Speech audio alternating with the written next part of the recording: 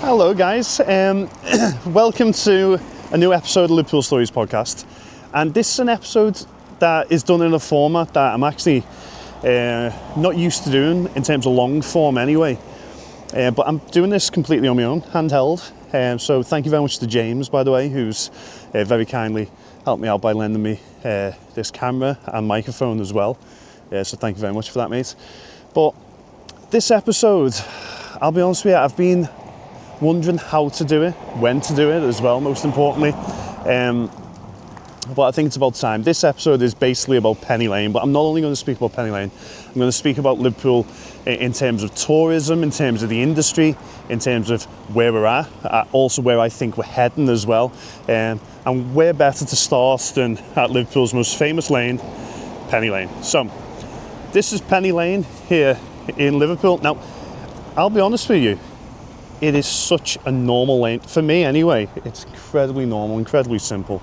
And I come here all the time, and there I am. Even though I come here all the time, I just nearly got ran over as I stepped onto the road. Standard. With this Penny Lane. Every single year, thousands of people will take pictures with Penny Lane street signs here in Liverpool. Just simply come here, take pictures with the street signs, and then head off home happy. That's what we like to think anyway. But Penny Lane is an incredibly normal thing, especially if you live in Liverpool. Like the amount of people who will do tours with me or literally pass by on the tour and go, why on earth are people taking the pictures with street signs? It is so normal and so simple. And truthfully, that's actually what I think Paul McCartney is really trying to get across in the song Penny Lane anyway. So let's go back. I'm going to tell you the full history of Penny Lane itself.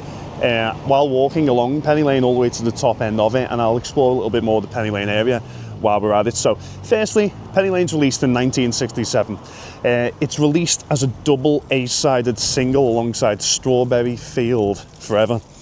Many people would consider that to be a mistake, by the way, because Penny Lane, released as a double A-sided single, many people have wondered as to why they did that, why they were advised to do that. It seemed likely that Penny Lane and Strawberry Field were both going to be number one songs, but they released them as a double A-sided. So if you're unaware, historically what that meant is that they split the single sales. So it basically meant you had to have double the unit sales to make it to number one.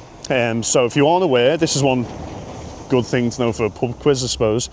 Penny Lane was not a number one, neither was Strawberry Field. Double A-sided actually reached number 2 in the UK charts at the time. It was kept off the number 1 spot by Engelbert Humperdinck with a song called Please Release Me. Genuinely, it's one of the best things that I can tell you in terms of nerdy Beatle facts. Penny Lane and Strawberry Field was not a number 1 hit single. However, Penny Lane and Strawberry Field did transform the world of popular music, especially Strawberry Fields Forever, if we're being technical with the details.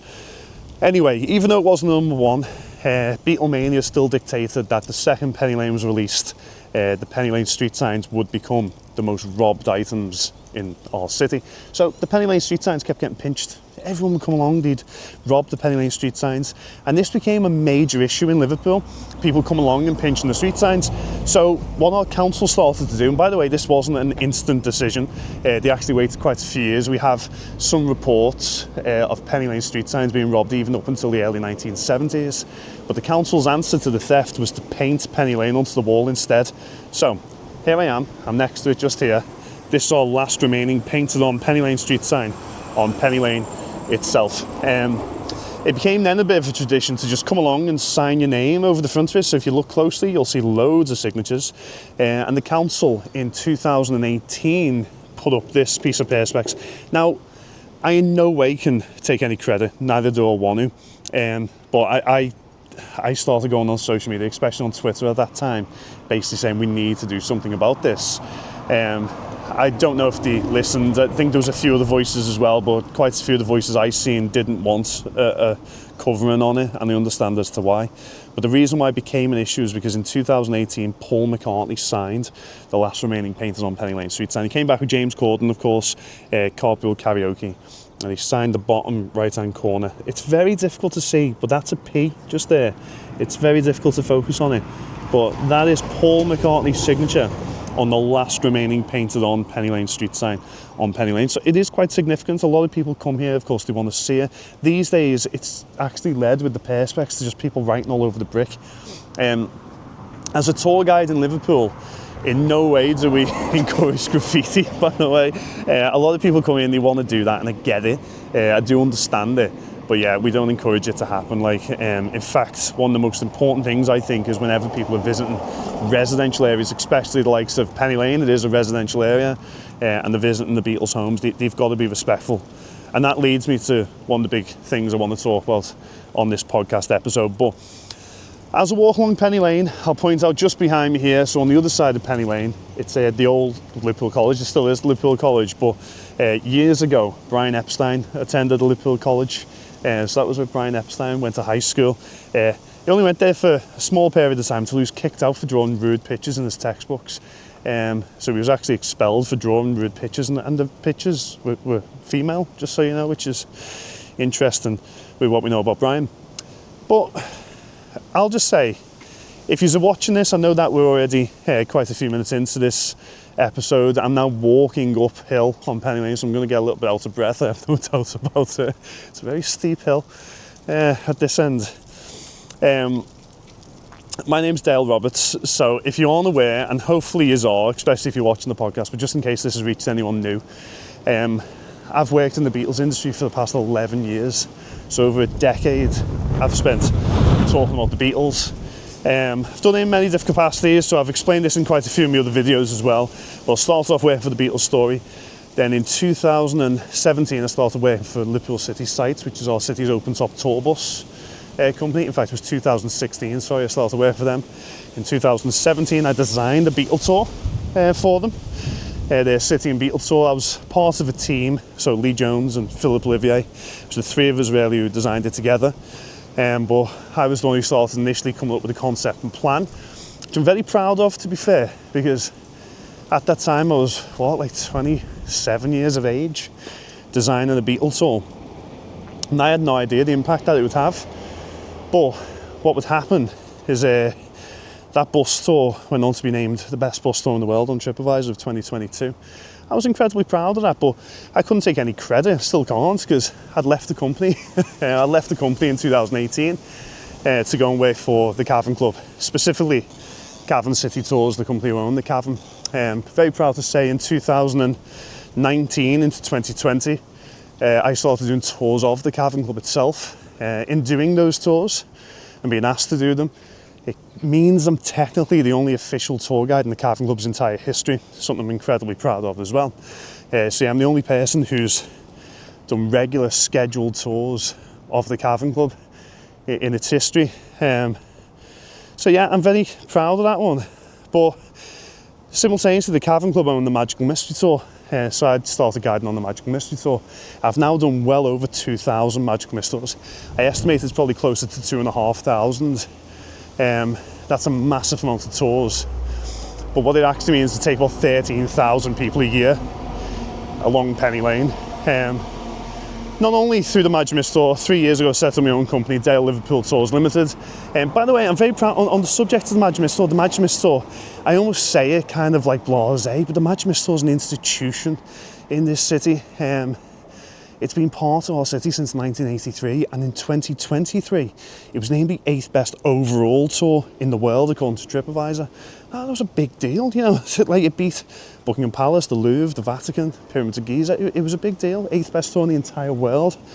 So I'm incredibly tour to work on the Magic Mist Tour, and I never want to stop working for them, because it's the type of tour that you go on, and it's packed out every time, 53 people on every single tour, and it's like a show. You have sometimes up to 15 different nationalities on the tour bus. It's incredible, like, and yeah, I love doing it, and I have no intention of ever stopping. But I set up my own tour company 3 years ago, Dale Liverpool Tours, in which I do private vehicle tours, executive vehicle tours, minibus tours. I do cruise ship excursions for other coach companies. So yeah, I do many different tours. I was doing bike tours as well, e-bike tours for years. This is the first time I'm going to say this publicly, but I've officially retired from doing bike tours now, and I'll never do a bike tour again with any luck. So yeah, I try and do tours in every type of capacity possible. But of course, I do specialise in Beatles. In fact, many years ago I was accepted onto a Beatles master's degree. I had no previous bachelor's, so yeah, I was accepted on just based on merit alone. I was incredibly proud of that one, but I left the master's degree early because I'd been asked to become manager of the Magical Mystery Tour. So I've got this very weird, varied career in Liverpool, but I basically talk about the Beatles for a living. And as part of talking about the Beatles, I visit Penny Lane all the time. So as you can see, we're walking along it, and I told you, it's normal. In fact, a cool little story, and this is something I think is important to understand, is and it's the best way in which I can summarise it. There was a girl who came on my tour just a few years ago, lovely girl, and her name was Penny Lane. Like, that was literally her name. First name Penny, middle name Lane, and then she had the surname, whatever it was. And she gets on the tour bus and she's so excited. She's like giddy, she's bouncing around, all buzzing. And she gets to Penny Lane and she's crying as we're approaching it. I do like a big cheesy introduction on the Manchester store. She's crying as we approach Penny Lane. And she gets off the bus. She flies to the corner of Penny Lane, all excited to get there. The corner that we started this little video on a moment ago. And as she runs to the corner, she flies into the road. And as she does, a car flies up. Near runs her over. He's got his windows down. He shouts, "Get the fuck off the road, you dickhead." And the poor girl, crying her eyes out, just left humbled in the middle of the road. Penny Lane is normal. It's a normal area. It's literally, like, we've walked along just now, there's just shops, like, and there's nothing too significant about it in terms of the lane itself. It is a community, it's real life, people live here, and I think that's actually why it's so significant. Everything with the Beatles for me is the normality, the ordinariness of it. A day in the life, the middle verse is Paul running to get to the bus stop at the top of the street. Even when you consider songs like Martha, My Dear, it's Paul McCartney singing a song about his dog. You know, it's everything with the Beatles is so simple, and most of the songs that the Beatles wrote were about love. I think that's incredible as well. But something that is quite significant, and I'd say it's probably the most significant on Penny Lane itself, is this building that's just behind me that I've just walked past. I'll turn around so we can get a little view of it, and I'll try and put some pictures on the video as well. But this is a Dovedale Towers pub. I would have took us in the front of it, but at the minute it's shut down. It's getting renovated. I believe it's under new ownership. Dovedale Towers is a significant place on Penny Lane because in 1969, a young man by the name of Farrukh Bulsara, his friend's parents were the landlords of Dovedale Towers. And so when Farrukh Bulsara moved to Liverpool to go to art college, his friend said, "Don't worry, you can stay. You know, we've got a little room at the top of the pub." So he stayed there for about 6 months in 1969. Farrukh Bulsara, you probably know him better by his name, Freddie Mercury. He lived on Penny Lane for 6 months in 1969. But that's one of the craziest things I can say. There's actually, on Penny Lane itself, probably more Queen history than there is Beatles history, which no one ever expects. This building I'm next to right now, we have a cool painting by Paul Curtis. It's John and Paul in Hamburg, but it's on Penny Lane. And I'm going to try and flip the camera around and just film through these gates here. That red thing just there with the original fire doors of the Penny Lane fire station. The fire station in Penny Lane was actually about a mile away from Penny Lane itself. But those fire doors were moved here a few years ago. We now find them at the Penny Lane Development Trust. But the problem we've got here is that we actually can't go inside the Development Trust at the moment. So that's why I'm filming here through the gate. Now, by the way, the amount of times I've actually been to the Penny Lane Development Trust over the years is quite incredible because I used to come here all the time. But unfortunately, in December of 2025, my friend Julie, who ran the Penny Lane Development Trust, she put up a post on Facebook, and I'd say we didn't see it coming, but truthfully, anyone in the industry, we did see it coming. She unfortunately announced that they were going to have to shut down the Penny Lane Development Trust. Now, Penny Lane and its Development Trust was in essence a community centre. They done loads of community projects within the Development Trust itself, but they also had a gift shop in there. And then, of course, as you've just seen when I videoed it just then, and I'll also upload some pictures alongside it, the Development Trust was a lovely little communal place that Beatle fans could actually go to. There was a Penny Lane sign, Yellow Submarine in the front yard, in the front gardens of it, you know. They had like a little replica Abbey Road. So it was a nice place for Beatle fans to actually go and visit.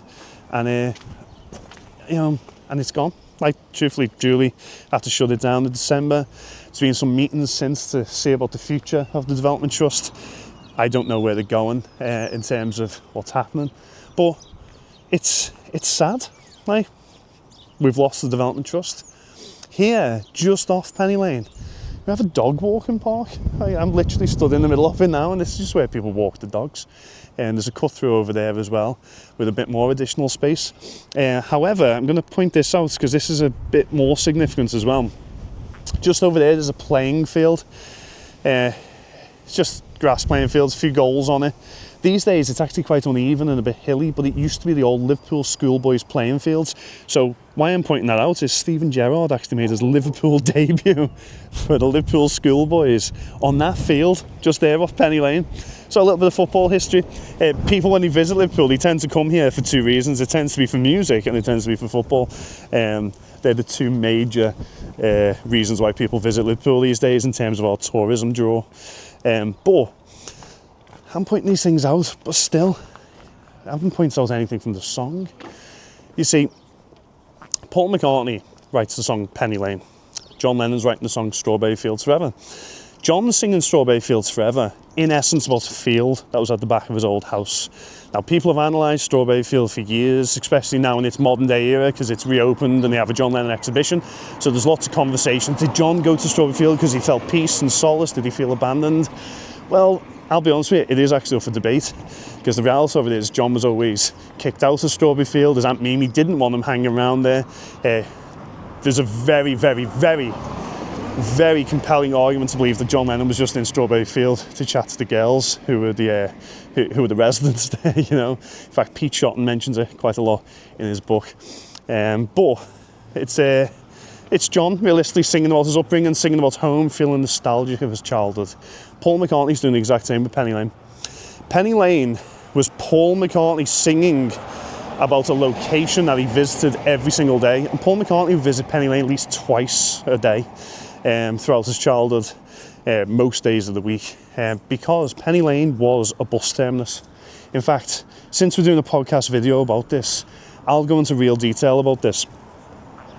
Penny Lane doesn't exist if we don't have the Public Transport Act of 1947. If I start mentioning the Public Transport Act of 1947 on tours, you instantly lose people, because it's amongst the most boring things that you can tell people about. You know, the Public Transport Act, no one cares. But this is wartime Britain coming to an end, and especially in Liverpool, they were clearing a lot of houses out into the suburbs. So famously, there was the slum clearance projects of the likes of Everton Valley and Scotland Road and places like that. And they would move massive amounts of the population that was in the city centre, that was heavily bombed and blitzed and living in poverty, by the way. They would move them to places like Hale Wood. They'll move them to Norris Green. They'd also move them to Speke, okay? But with this, it meant that all of a sudden there was mass movement throughout city regions where people weren't anymore on top of each other localised. They were actually spreading out into the suburbs. And it meant that councils, especially Liverpool City Council, would start to expand. They would take in more villages on the outskirts of the city centre into their own boroughs and start looking after them. The Public Transport Act of 1947 meant that Liverpool City Council and other councils nationally had to impose better public transport access throughout its city region. So in 1947, the Public Transport Act is passed through Parliament, and there's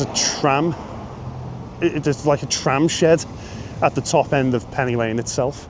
And in essence, they turn into a ticket office for the South End Liverpool's bus terminus. So they have a bus terminus just off the top end of Penny Lane, but they also have a place where you could actually buy your tickets to get on the bus. And it was also public toilets for the people of the area too. Why am I mentioning this? Well, here we are.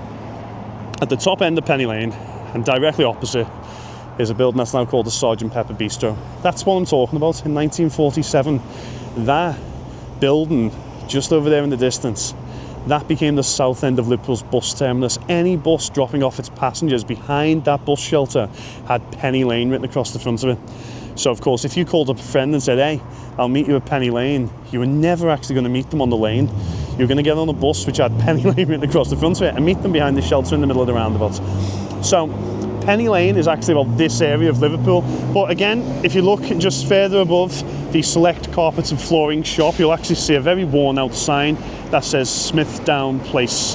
So the whole song Penny Lane that Paul McCartney's singing about is not actually about Penny Lane, it's about Smithdown Place, and it's specifically about a bus terminus. Can you see why on tours, and especially in a video like this, I say, you don't Disney it. It can't be Disney. People glamorise Penny Lane in their own mind, make it out like it's this big fun fair, because Paul does. In the melody of the song itself, it's upbeat, it's charismatic, and it's exciting, but it's ordinary. Paul is bringing beauty to the ordinary, and I think that's the genius of Paul McCartney in the songwriting. But in essence, he's just singing out a bus terminus on Smithdown Place. Paul would get the bus here every day, because this was the connecting bus terminus in essence that would get him from the city centre back home. Typically to his house in Speke. He had two different houses in Speke. George Harrison also lived in Speke as well, 25 Upton Green. So it played a huge part in the story. Like, Paul and George met for the first time on the bus route heading towards Penny Lane. George Harrison's dad was the bus driver of the 86 bus. So George was connected to Penny Lane, and also, depending on whose account you ever want to read about this one, George Harrison would audition, in essence, for the Quarrymen on the top deck of the number 86 bus by playing a song called Raunchy by Bill Justice. It's a story that's been absolutely immortalised in terms of how George would get into the Beatles, in essence. But I'm saying all this because they were singing about a bus terminus. Like, that's what it was about. And every year now, 2026, all these years later, we still take well over 200,000 people a year to Penny Lane.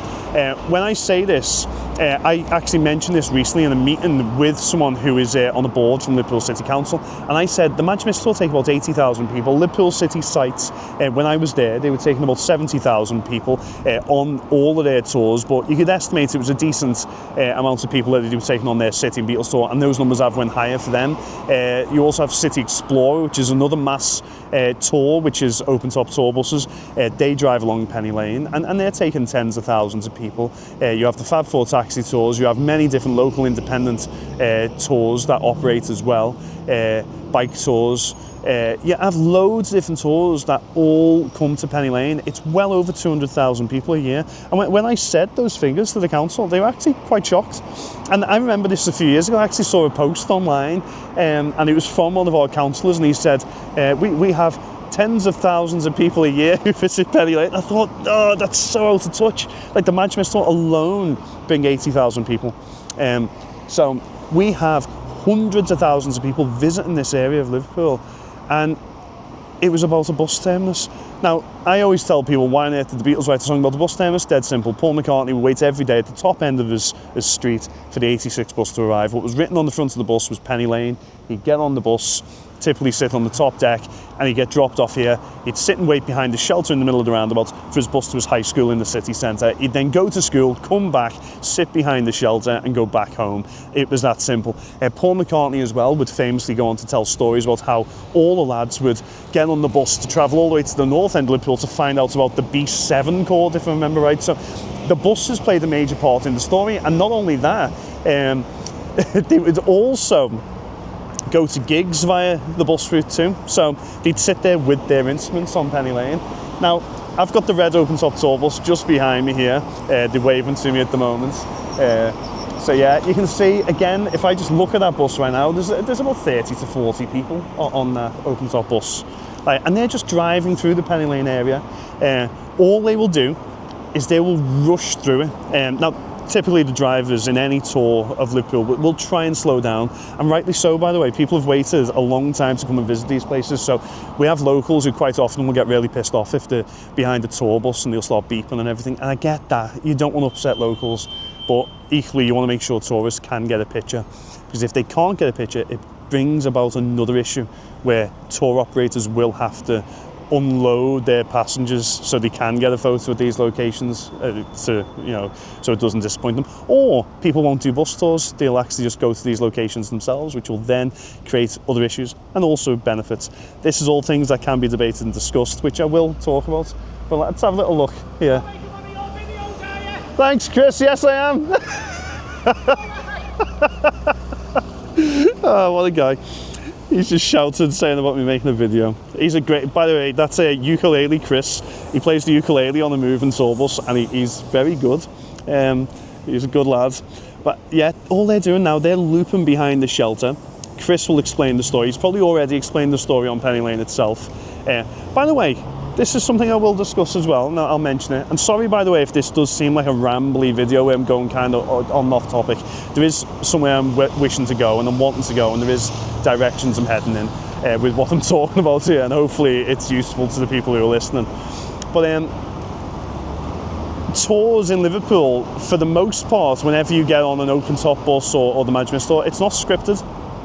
There'll be some tour companies will give the tour guides a script that they'll listen to and that they'll read or memorise, and it helps with the unification of quality for their own tours. For the Management Store, they don't, which is good. I much prefer unscripted tours because one, tours are traffic light dependent, you get diverted off route, you have to be dynamic, I believe, as a guide. You have to have other things to say other than just, you know, this is on my script, and if it's not on the script you can't say it. I don't believe in that at all. But the reason I'm saying this is sometimes you'll get on a tour and they'll go on Penny Lane and they'll talk on Penny Lane. They'll mention things like Dovedale Towers. They'll mention the fact that the Quarrymen played a gig in Dovedale Towers. They'll point out various different things and locations, tell their own little stories, and that's nice. I don't. On Penny Lane, I'll be honest with you, no one ever hears about Dovedale Towers if they're on a tour with me, on a bus tour specifically. And the reason why is I have a firm belief that if people are booking onto a bus tour and they're paying what is in essence about £22 to be on it, they're there to have fun, they're there to have an experience, not necessarily there to be educated. And that's my belief with it, and I might be wrong, people will disagree with it. But I believe that they're there for the entertainment, for the experience, for the memory, okay? And so I have a firm belief that if you're driving along Penny Lane, you've got to listen to the song. And to be honest with you, I've always had that belief. I've debated it with many tour guides, and then when Paul McCartney came back for that famous carpool karaoke video and they listened to Penny Lane on Penny Lane, that's what people want. That's the experience, isn't it? You want to be on Penny Lane singing and listening to Penny Lane. I think it is a beautiful experience, and I love it. I see people crying when it happens, and it means a lot to me to see it. It really does. But anyway, I'm saying all this because it's people walking past with Beatles hats on and stuff and looking at me. It's funny. I'm saying all this because when you get buses and they travel through the Penny Lane area, they'll say various different information, but when you get to the actual crux of the song, bus tours will fly through it. So I'm going to give you a little bit more detail about this Penny Lane area, which is called Smithdown Place. So firstly, I'm going to point out this, which is our John Lennon Imagine Peace statue. It's absolutely beautiful. This statue's toured the world, by the way. It's not just always, sorry mate, don't worry. It's not always just being here on Penny Lane, it's actually travelled the world. Laura Leanne was the artist behind it, the sculptor, and tragically she passed away just a few years ago. It was quite unexpected. She's a fantastic artist. But this is the Imagine Peace statue, and the Imagine Peace statue is of John Lennon. Of course, if you hadn't already noticed. John Lennon didn't write Penny Lane. He had very little to do with Penny Lane itself.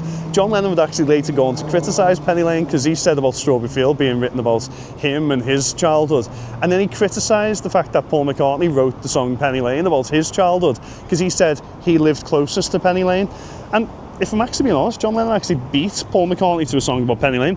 In the original lyrics of In My Life, John Lennon mentioned Penny Lane, he mentioned the docks of Liverpool, he mentioned the Picton Clock Tower, the Abbey Cinema. He was singing about his own bus route, and he actually went on to say that's why he changed the lyrics. The original lyrics of In My Life were like a boring bus trip around the city of Liverpool, which I find incredible, especially when I told you all just a moment ago.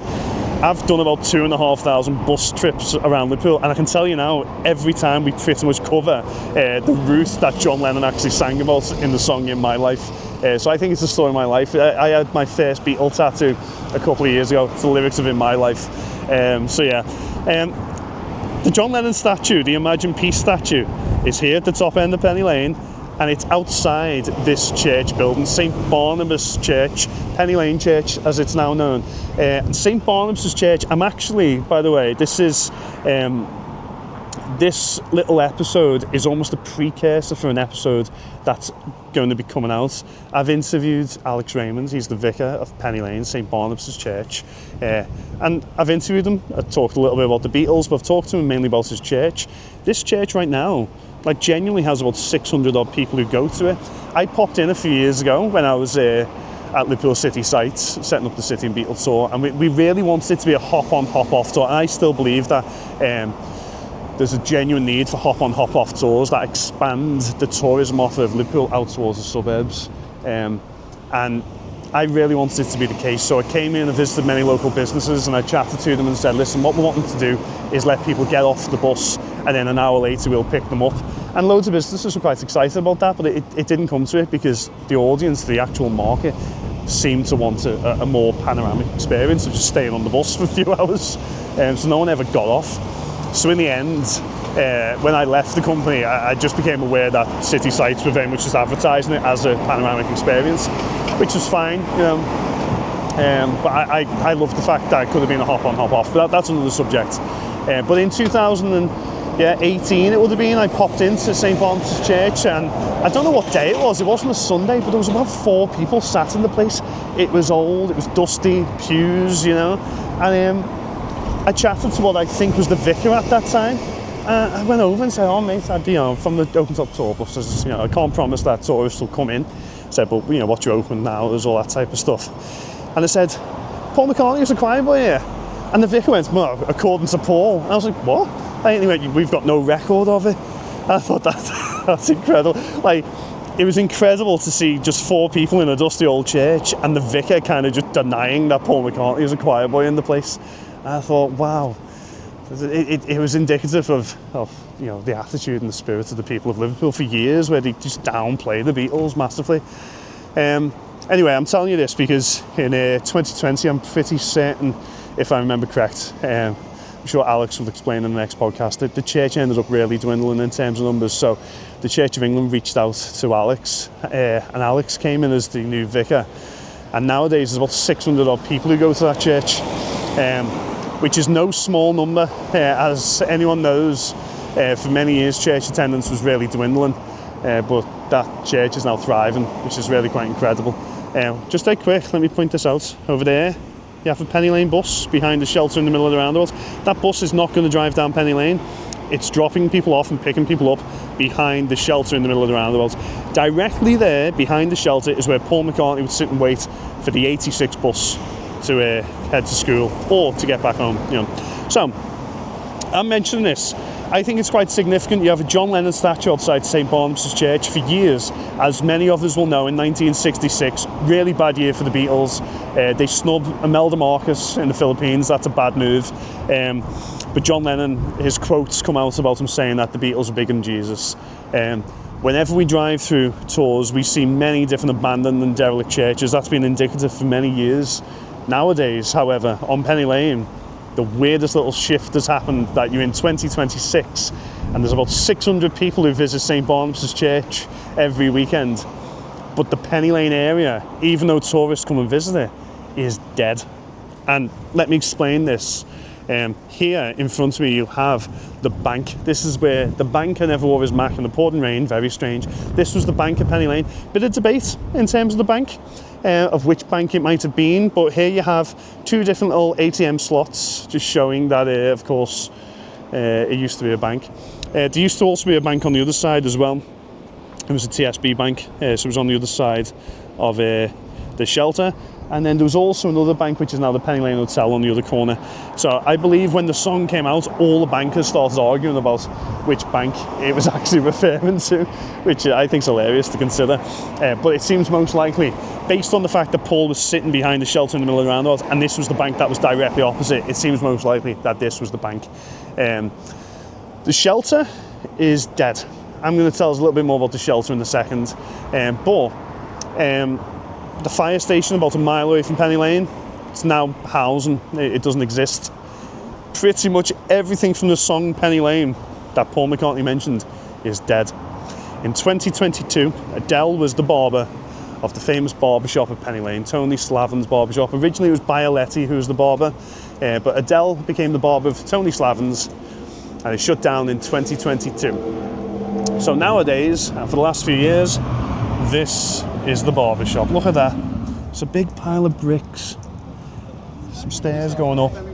Big pile of bricks. Nothing going on here at all at the barbershop. Now, I find it quite interesting, but when I was here the other day doing tours, you can see here scaffolding all up. But the scaffolding's mad, isn't it? Because this company, which is J. Blackwell Resin, they've put up the advertising in front of the Tony Slavin's barbershop sign. I find that mad.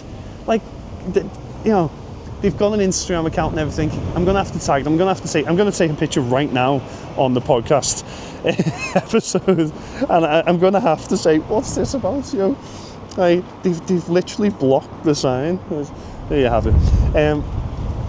Anyway, I find it mad. The barbershop doesn't exist anymore as a barbershop. We don't know what's going to happen to it. It's currently getting renovated, but they've been renovating it for ages. The shelter is a very interesting one. The shelter in the middle of the roundabout was bought quite a few years ago by a guy called Lane Liverpool. He owns like Caesar's Palace. He used to own it in Liverpool. So he was not very well known as such, but he was a known businessman. And he bought the shelter in the middle of the roundabout, and he did turn it into something for a little period of time, and then straight away it came to nothing. I think there was different regulations that stopped him doing certain things. So he's ended up just sitting there with the shelter, and he's done nothing with it ever since, which is really sad, because now it's been, to my knowledge, about 14 years, nothing going on whatsoever. By the way, this is a pub, Eleanor Rigby's. I'm actually going to pop in here in a second, I think, and might have a pint. But everyone always, literally, it's now created a bit of a thing where when you're on a tour, everyone's like, oh, Eleanor Rigby, the second you leave in Penny Lane. So you kind of have to justify that she wasn't from here, Anyway, that's a buy. That's a side note. If anyone's got any questions about Eleanor Rigby, you can always message me and ask. But Ray Matuk bought it, and then recently there's been an article that came out in our local newspaper, Liverpool Echo, and Ray Matuk's basically said that he wanted to turn into a Starbucks or like a McDonald's. He wants a franchise to take it over. I'm devastated just at the thought of that, The shelter in the middle of the roundabout, something needs to be done about it, but nothing is being done about it. So that leads me to what I think is a very important thing to talk about. So we've travelled here and walked along Penny Lane itself. We've now entered into the Penny Lane area. There's still some bus stops, still loads of shops. There's a big piece of art behind me as well on the wall. Penny Lane is a cool place, but it really is about community. It's about the people, and I think that's a very important thing to remember. And it's such an important thing.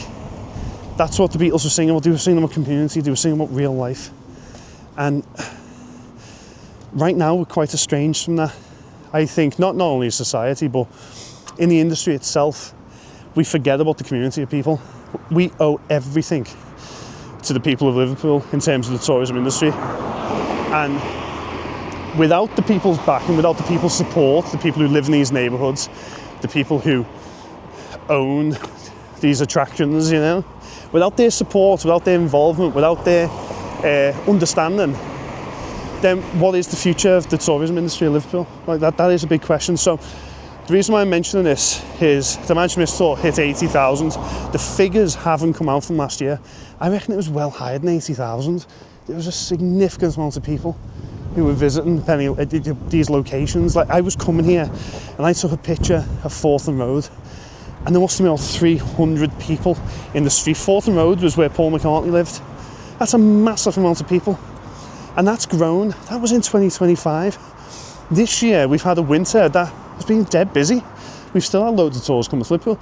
There's a bit of a worry about will the American market travel, and of course there's a lot of uncertainty in the world at the minute, but we do see a growth in the Beatles industry. It's been a steady rate of growth. After the pandemic we worried are things going to plateau, and let's not forget, people have asked this question ever since the Beatles burst on the scene: when's the bubble going to burst?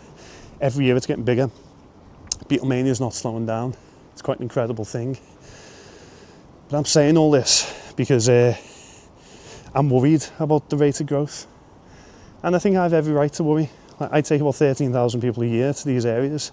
I see the growth on the front line. By the way, before I continue with this, have a little look over there.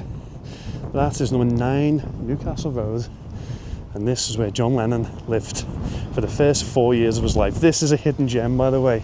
Not many people come to visit it. It says imagine peace on the doorsteps, you know. Yeah, not many people visit it, but that's Newcastle Road. John Lennon lived there for the first 4 years of his life. That was the Stanley family home. So he lived there with Julia and the family. John was also conceived on the kitchen floor, I believe, inside number 9 Newcastle Road. The little niche bit of Beatles trivia for you. But I'm going to walk back along Penny Lane just now. I'm going to head back along it. I'm going to continue saying this though. The Beatles industry, specifically the Beatles industry, because let's be honest, I work in the tourism industry, I've worked in the tourism industry for years, but the Beatles industry is really where my passion is, it's where my speciality is in terms of talking about the Beatles and doing Beatle tours. Anyone can be a Beatle tour guide. Like, all you need to do to be a Beatle tour guide is you just need to do it. Like genuinely, and I'm not making that up, I'm not exaggerating it in any way whatsoever. Anybody can be a Beatle tour guide, and I'm not encouraging that, by the way. I don't want people to watch this and go, wow, I can just become a Beatle guide. But I get messages, I do regular question answer sessions on my Instagram, and people say, oh, how can I get into tour guiding? How did you get into it? I fell into it by accident. I designed a Beatle tour, which we just ran a company, and we had a bus, and it was like, let's have a Beatle tour. There were certain elements of regulation, as much as we had to have operators' licenses, we had to have, you know, the drivers have to have driver's licenses, but the guiding, no one needed to be licensed. In fact, I'll let you in on some of the politics here of this. And there's part of me that wasn't wanting to overshare too many details, but I think this is very important to talk about. When we actually set up that tour many years ago, the first port of call was the Blue Badgers in our city. So we contacted the Blue Badgers, but we couldn't afford to employ them as guides. So they have quite often a set price, and we couldn't afford to pay them, so we had to in-house train up our own tour guides. There was no other option. So I got trained up in-house, we had a few other tour guides, and then we employed tour guides and just trained them up in-house. And we had our own ethos, we had our own script, we had our own form of tour guiding. And it was very important to have that. Like, we actually wanted it to be significantly different. We wanted it to be something that shook up the market, you know. That's very much what we were planning at that time. So even when I joined the Magical Mystery Tour, I was an in-house trained tour guide. I hadn't had to sit and do a blue badge or anything like that. There was nothing in terms of qualification that I needed. I don't think that's right. And that's for myself, someone who's benefited from this unregulated industry that I work in. I don't think it's right. I don't think it should happen. I'm proud to say that after a little while of working for the Magic Mystery Tour and the Cavern Club, I got qualified as a Beatle tour guide, and it's specifically a Beatle tour guide qualification that I got. And that was a course that was set up years ago. So let me go back into the history of this, because I think it's very important. The Beatles industry in Liverpool didn't really exist until the early 1980s. Up until that point, you had people who just turned up to Liverpool and they did their own thing. You know, they would visit these locations, and quite often they'd chat to locals. So famously, Dave Jones was one of the owners of the Cavern Club, still is one of the owners of the Cavern Club, sorry. And he's a legend in the city, someone I really admire and respect. And for me, it's a real shame that I didn't get more chance to work with Dave before he retired. But Dave would always famously tell a story about the fact that he was a taxi driver. And one day, a group of tourists turned up and they went over to his taxi rank. They got in with a taxi driver and he said, can you take us to Strawberry Field? And the taxi driver took them to Sefton Park and just said, oh yeah, this is Strawberry Field. And then he came back to the taxi rank and he laughed about it. He said, oh, I've just took a group of tourists. They had no idea. I just took them to Sefton Park. I don't even know where Strawberry Field is. But he'd done it to get the money. Now, Dave was rightly disgusted with that. He wasn't happy with it at all. So Dave decided at that point to set up what would be a tour guide qualification course. And the original sort of badged guides that came through were inspired by that specific story about the fact that someone could just randomly go over to a taxi rank and end up on a tour and being shown anything and told anything. So originally the whole idea and the inspiration that Dave Jones seemed to have was based on the idea that we didn't want that to happen. Now we're in 2026 and I'll be honest with you, that can happen very easily. I'll give you a case study on this one. And again, I want to be very careful, but I don't particularly, I think it's more important to actually get this message out than it is to fluff around and not say it. We had an issue a few years ago where there was 2 beautiful Rolls Royces in our city, psychedelic Rolls Royces. If you're not aware, John Lennon bought a Rolls Royce. A Rolls Royce, of course, is sort of an emblem of Britishness, and John Lennon bought a Rolls Royce and painted it in psychedelic colours. And it was very controversial. It made the news at the time, but John Lennon had this psychedelic Rolls Royce vehicle, and we ended up with 2 of these vehicles in Liverpool that were doing tours. And I think it's a great concept, great idea. Loads of Beatles fans were doing them. Great stuff. I love that it was happening. One of them was a tour guide called Ian Doyle. Ian Doyle's fantastic. In terms of Beatles guides, I have so much respect for him. He's a brilliant guy. But, by the way, Imagine Store's passing by, so we've got to wave. That's Ross who's driving. Charlie Skeggs is the guide. Charlie's a fantastic tour guide. Oh, look at that. Imagine Store. See, this one, Ian? Just in the time of doing this video, we've seen an open top bus with loads of people, and we've seen the Imagine Store going past. Not seen any small private tours, but we have seen a few others. But yeah, anyway, Ian Doyle, fantastic guide in the city, but he ended up, it seemed like Ian made, I think, a smart choice in terms of not continuing to do so, because he's a very successful tour guide anyway. But there was another guy who just turned up. He wasn't from Liverpool. He turned up. We don't know in terms of qualification, don't know what he had. We don't know in terms of license what he had. We really didn't know anything about this guy, but I saw him like pretty much every day of tour guiding, and he'd take people around the city, and then all of a sudden I would have people who live in these neighbourhoods coming over and saying, make sure that fella who drives a Rolls Royce, make sure he doesn't come down to this street. And I'd have people saying that to me, and it made me feel really uncomfortable. But the big thing is nobody knew anything about the guy. He came to the city and all he had was a nice fancy car, and he started doing tours of Liverpool. And for me, that was the biggest alarm bell moment, where it's like, how on earth can a city that's thriving in terms of the Beatles industry, in terms of people coming here, thousands, hundreds of thousands of people coming here for the Beatles, and yeah, one day someone could just randomly book onto a tour because it's got, it's nice psychedelic paint, and he could end up getting a tour guide that realistically nobody has any idea about qualification, insurance, DBS checks, anything like that.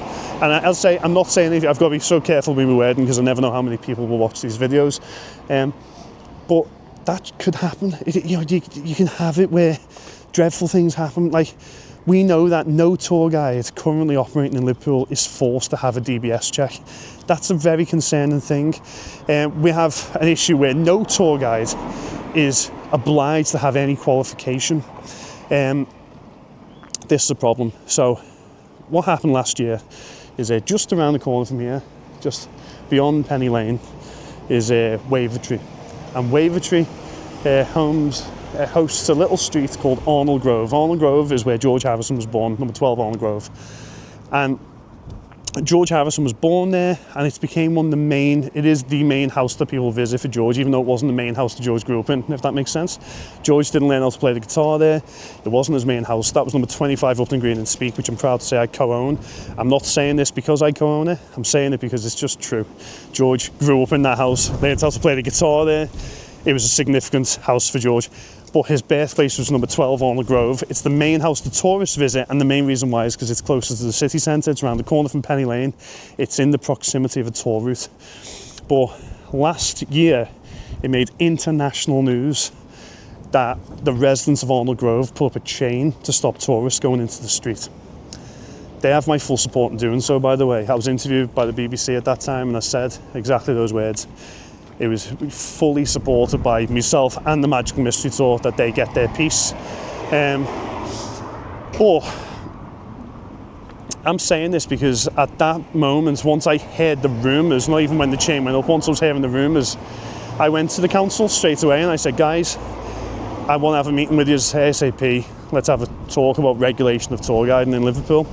And the council listened to me. It was a lovely meeting I had with a group of 3 ladies, and I told them about the issues of unregulated guiding. I told them about the issues that I've had, case studies. I went in with research. I went in armed with the facts, and the numbers and the data. And they listened and they were like, wow, that's incredible, and then nothing's come of it.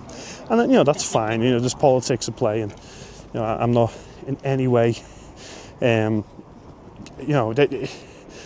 I wasn't wielding the sword for any benefit, if that makes sense. But the problem we had is that the chain went up at the top end of Allen Grove, and then the residents of Paul McCartney Street started to see even worse issues, like 300 odd people in the street.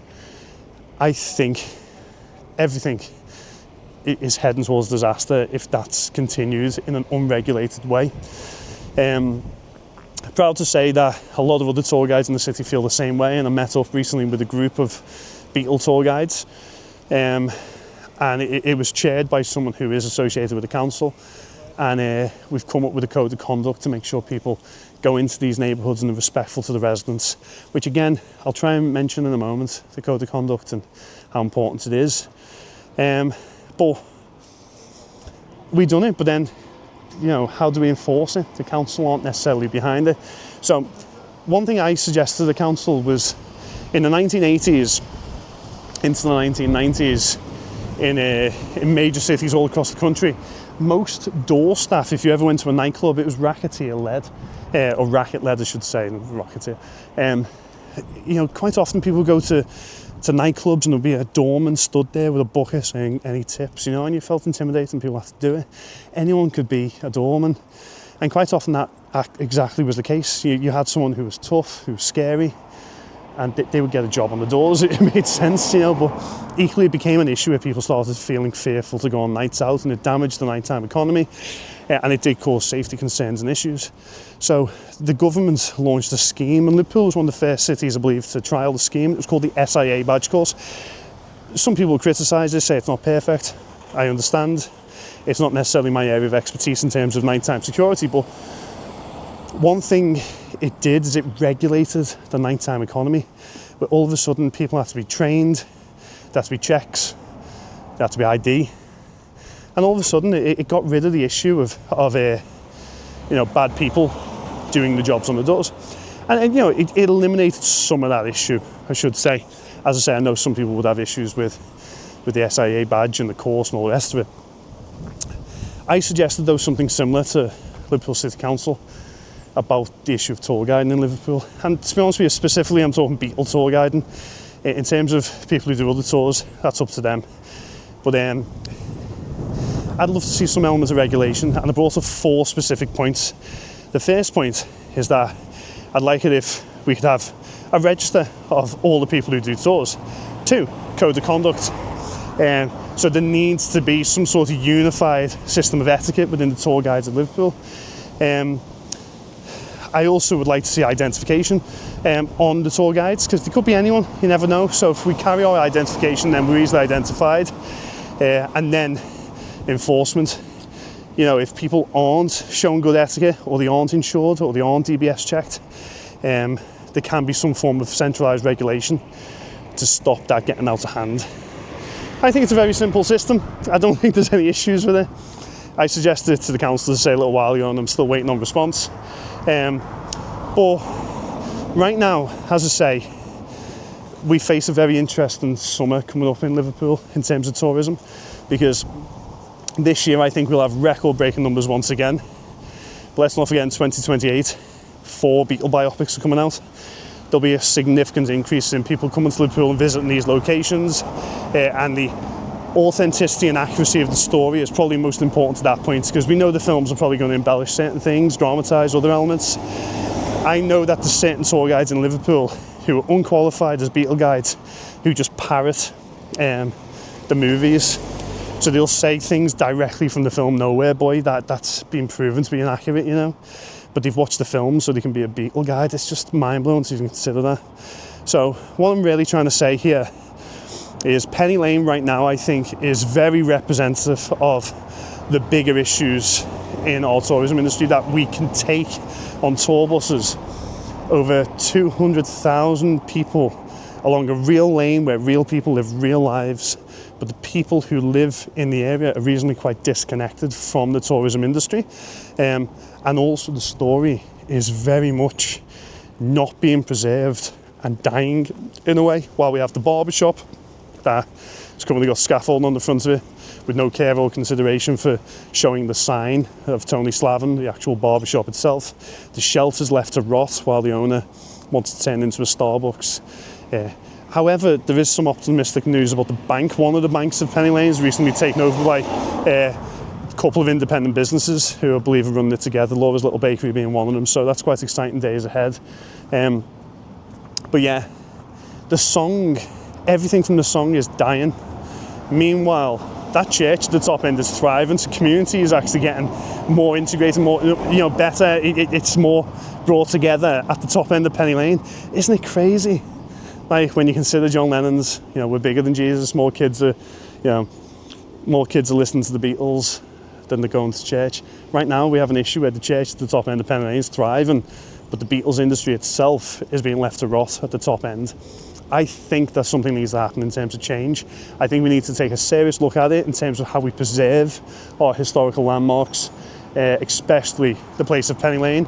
And I've not even mentioned issues like coach parking, by the way. Like right now we're on Penny Lane, it looks quite quiet, but the area at the top end where people actually take the photos has got loads of cars parked here at the moment, which means that it is an issue for tour buses. If tour buses come here, it does cause issues with chaos and congestion. That needs to be addressed. But for so long, because the Beatles industry has been so successful and it's been thriving, it's been left to its own devices. And while being left to its own devices, I think it needs help, it needs support in so many ways to make sure it continues thriving and continues getting bigger and it continues being safer for the people who come here to visit. But that is nearly 1 hour of content while walking along Penny Lane. And you know what? There's still more I could talk about within Penny Lane itself. There's actually some things I missed out in terms of details about the song, but that gives you reason to come here and go on a tour, doesn't it? So, yeah, thanks for watching. If you did make it to the end, I appreciate you watching. I know this isn't going to be one of the videos that I make that is maybe as engaging as the others, but there is certainly a lot to talk about in terms of the Beatles industry, tours, why people come here. But one thing I will say as a final point, hello mate. One thing I will say as a final point on this is if you are coming to Liverpool on a tour, make sure you do everything you can to pick a tour guide who's reliable, a tour guide who is in some way qualified, in some way credible in what they do. And I'm not saying that just me, by the way. There's loads of tour guides in our city who are very good tour guides. I mentioned some of them by name on this video. So there's loads of very good tour guides in our city and very good tour operators that you can simply go away and research, check out in terms of social proof and things like that. But if you do come here, make sure you're getting with a tour guide who's good, but most importantly, a tour guide who respects the local neighbourhood that they're visiting. They're not causing an issue to the residents. And you can easily keep an eye out for that when you are doing a tour. You can easily keep an eye out for that before you book your tour as well. But yeah, the code of conduct of how tour guides act needs to be adhered to, but it also needs to be spelt out to tourists as well. We do have a massive amount of tourists who come here who don't show the city the respect that it deserves and it needs. So yeah, if that is someone who wants to book onto a tour with me, I'd always say don't. If you don't have that system of let's respect the city we're visiting, don't visit. But thanks very much for watching. I do want you to visit. Come along and visit Liverpool. Get on the tour with me. Drop me a follow and let me know what you think in the comments and things like that below.